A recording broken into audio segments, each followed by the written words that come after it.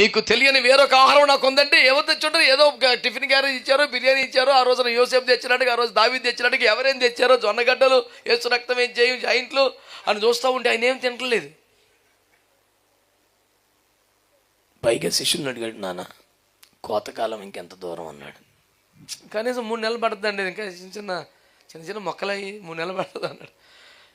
ఇప్పుడే పంట కోతకొచ్చి సిద్ధముగా ఉన్నది అన్నాడు.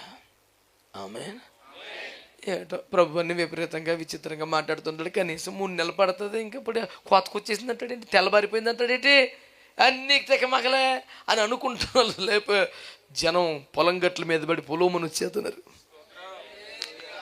పొలాల మధ్యలో ఉన్న గోధుమ చేలను చూసి 3 నెలలు పడుతుందని వీళ్ళు అంటున్నారు.